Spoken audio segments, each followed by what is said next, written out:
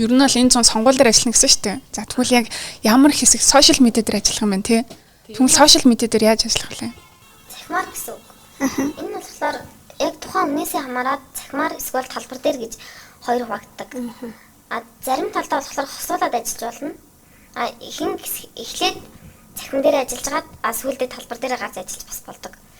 Миний хувьд болохоор 2020 оноос ахуулаад яг энэ сонгуулаар яг ингээд ажиллаад цахимаар ингээд ажиллаа явсан.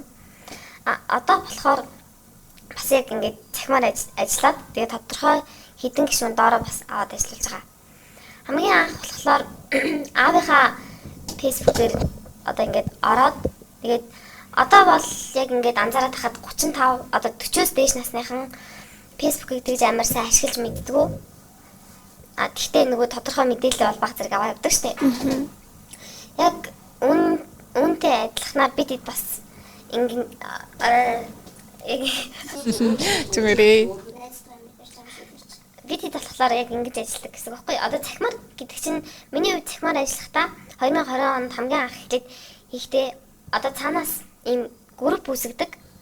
Одоо 2-оос 3 хүн ахлуулсан ийм групп үүсгэждэг. 10-аас 20 хүний бүрэлдэхүүнтэй. Тэгээд энэ групп нь яг яах вэ гэхлээр цаанаас удирдах байгаа 2-оос 3 хүн маань ингээд тодорхой хэмжээнийхээ бичлэгээ тавина штэ. Одоо цаанаас сайн ч байсан, муу ч байсан ийм одоо цаанаас тавьж байгаа бичлэгнүүдээ групп дээрээ тавиад тэгээд энэ нь болохоор одоо нөгөө доор нь ажиллаж байгаа гэх юм уу 10-аас 20 хүн маань одоо яг ингээд лайк дараад шеэр хийгээд тэгээд цаанаас комментуудыг өгдөг. Эсвэл өөртөө ороод ингээд коммент бичиж болдог байхгүй юу? Сайн муу ингээд коммент сэтгэлдлүүд өгөөд тэндээ ингээд копи пейст хийгээд тавьж болдог гэсэн үг давхар. Тэгээд ингэж яваад ер нь бол яг ийм хөл гэсэн. Манайхаар бол одоо нөгөө бидний ойлгохоор шууд тролл гэсэн үг шүү дээ тий. Ер нь бол тийм. Тэнгүүд чи сая троллын ажиллаглаа гэж тайлбарлалаа тий. Энэ зүүн троллоор ажиллах уу? Би ер нь бол 5 сарын эхнээс ахуулаад ажиллаад эхэлсэн байгаа.